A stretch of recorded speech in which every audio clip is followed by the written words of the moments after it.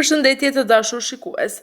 Në episodin e sotëm ka momente ankthi dhe emocione të forta. Një ngjarje e papritur trondit të gjithë familjen dhe tensioni rritet nga minuta në minutë. Episodi fillon me Kajen, i cili ndodhet në spital. Mjekët konfirmojnë se djegjet janë të lehta si përfaqësore, duke qetësuar disi situatën. Fatmirësisht nuk ka dëmtime të thella dhe rikuperimi pritet të zjas rreth një javë. Mes dhimbjes dhe lodhve, falënderimet ndaj Zotit nuk mungojnë. Por ndërkohë, një tjetër shqetësim lind për Sadakatin. Xhan Denizi ka pësuar një aksident në Konak dhe thuhet se ka rënë nga shkallët. Papritur ky lajm bie edhe në veshin e Xhihanit. Sadakat niset menjëherë për të mësuar mbi gjendjen e të voglit. Por aty ajo përballet me Ailën.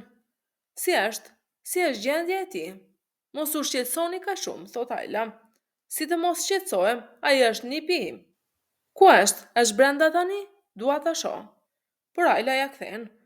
Unë nuk do t'ju lejoj që ta shihni. Ju jeni shkaku që ai ndodhet në spital. Për gjithë këtë situatë është faji juaj. Çfarë po thua? Thot Sadakati. Ai ra nga shkallët. Në fakt, thot Aila, dhoma që ishte përgatitur për beben, Xhihani e pa dhe iku me vrap, duke zbritur shkallët ra. Sadakati, jo, nuk është ashtu. Ajo dhomë ishte bosh, do të pastrohej. Në atë moment del edhe Nare, ku i thot: nuk do të vish, e solle fëmijën në këtë gjendje dhe tani do ta përkëdhelësh. Nuk mund të shkosh nën, duhet të presësh jashtë. Xhihani, Aila dhe Nare flasin me mjekun. Mjeku, mos u shqetësoni, gjendja e tij është shumë e mirë, edhe tomografia doli e pastër. Por do ta mbajmë edhe disa orë këtu zotrin e vogël, më pas mund ta nxjerrim nga spitali, shërim të shpejtë. Duke parë gjendjen e Denizit, Xhani drejtohet Sadakatit. Shumë shpejt do të bëjmë një bisedë shumë të shkurtër me ty nën dhe nuk do të ketë nevojë për asgjë tjetër. Nga ana tjetër, Aila kërkon që askush të mos hyjë në dhomën e djalit të saj. Pas largimit nga Denizi i vogël, Nare dhe Aila shkojnë për të parë Kajen. Ato e pyesin: si je? A je më mirë? Më mirë jam kunat, mos u shqetësoni, fal Zotit jam mirë. Ato e pyesin se kush ishte vrasësi. Xhihan thot që ishte Nadimi. Aila: e quajtëm me xhmelin vrasës. Po kunat, e quajtëm vrasës, thot Kaja. Në atë bisedë hyn edhe Shahini. Doli në shesh që baba im nuk është vrasësi, duke ju drejtuar Sadakatit.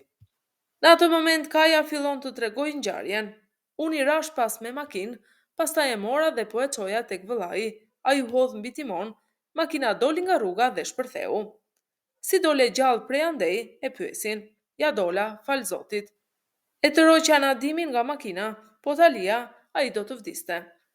Po tani, ku është Nadimi? Shahini, në terapi intensive, e kanë lidhur me aparatur frymarrje. Nuk dihet nëse do të dalë gjallë prej andej apo jo.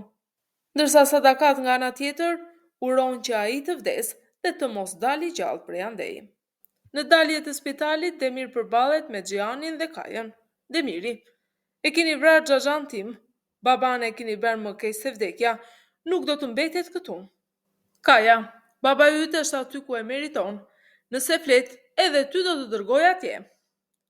Nga kjo situatë e agravuar, Demiri drejtohet ashpër Kajës, por Zerin i kërkon që të qetësohet dhe i thot se ishte Kaja i që nxorri babain e tij nga flakët e aksidentit. Në atë moment, duke bërtitur, Demiri ja kthen: pa heq njëherë, po mbron Kajën apo mua? Duke parë sjelljen e keqe të Demirit ndaj Zerinit, Kaja shpërthen: mos i bërtit vajzës, mos e prek atë, përndryshe do të pres kokën, i drejtohet Demirit. Nga ana tjetër, Xhihan përpiqet të qetësojë Kajen, duke e shkëputur nga ky debat. Sa po shkojnë në shtëpi, Kaja i shqetësuar telefonon me njëherë Zerinin. Kaja: alo Zerin, a je mirë? Zerin: po, mirë jam. Kaja: Zerin, më thuaj të vërtetën, a të bëri ndonjë gjë? Zerin: jo, nuk më bëri asgjë. Unë jam shumë e lumtur që ti je ende gjallë dhe je ende këtu. E di, e pas gjendje tënde, e di që tani marrëdhënia jonë është e keqe, por unë kur nuk do doja që diçka e keqe të ndodhte. Nuk e doja dhe nuk e dua, por nuk doja që kjo të kthej në këtë luftë të përgjakur. U përpoqja t'ia shpjegoj Demirit u përpoqja të ndëryja. Duke dëgjuar këtë, Kaja shpërthen. Çfarë po i shpjegon ti atij Zerin? Çfarë do t'i thuash? Ai qenë, baba i ti vrau vëllain tim. Si mund të jetosh ti me vrasësin e vëllait tim? Si mund të marrësh frymë në të njëjtën që ti me tem? Në ato moment, Zerin dëgjon derën dhe e mbyll bisedën. Duke dëgjuar bisedën midis Kajës dhe Zerinit, Demir shpërthen. Demiri, po flet fshektas me atë njeri, me njeriun që donte ti merrte jetën babait tim? Zerini, baba yt është një vrasës. Demiri, pra ti po thua që ai bëri mirë për atë që ndodhi, apo jo Zerin? Zerini, mos fol marrëzira. Nga ajo makinë ishte Kaja që e nxori baban tënd. Mos e harro këtë, dhe për më tepër, a nuk ishe ti ai që urrente baban? Demiri, ai është baba im, njeriu që më rriti. Nëse kam një çështje me te, është mes meje dhe atij, askush nuk mund të ndryj, askush nuk mund ta prek babain tim, nuk do ta lejoj. Ata na shkatruan familjen, më morën gjithçka nga duart, edhe unë do t'u marr gjithçka nga duart atyre. Dhe ai burr që ti e dashuron aq shumë, do t'ja marr jetën edhe atij Zerin, me duart e mia, do ta dërgoj në varr. Ndërsa ky është një dialog midis Xhianit dhe Ajlës.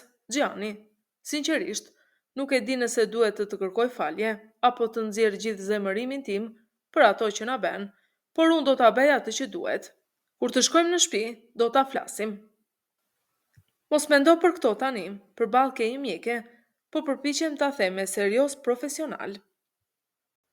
Çfarë do të bësh? Sepse unë e kam parë edhe versionin tënd që nxjerr plumba.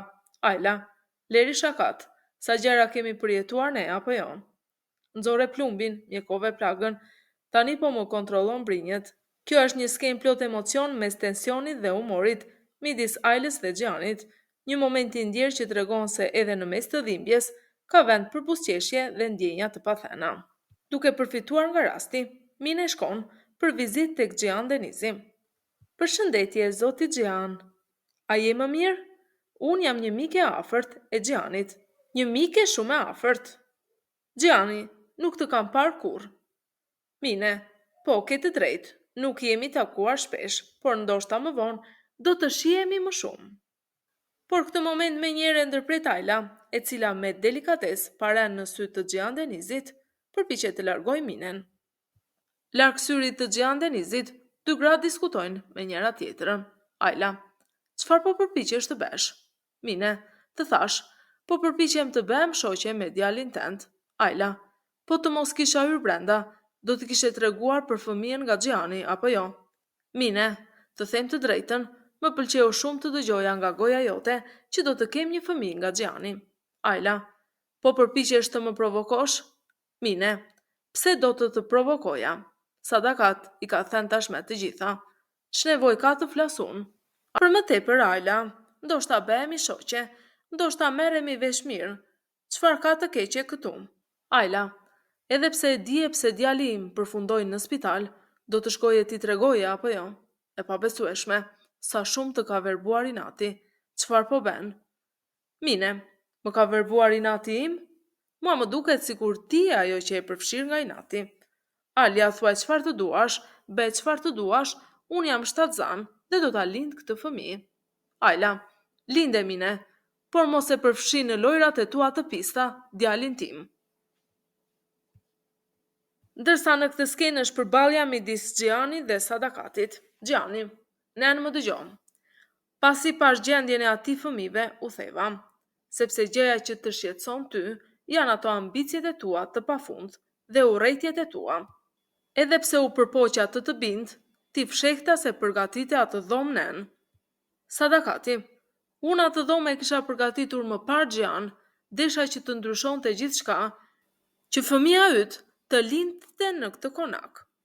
Xhani, këtë çështje sa herë kam diskutuar me ty nën, më thuaj, sa herë, por ti nuk kupton, prandaj unë kam marrë një vendim.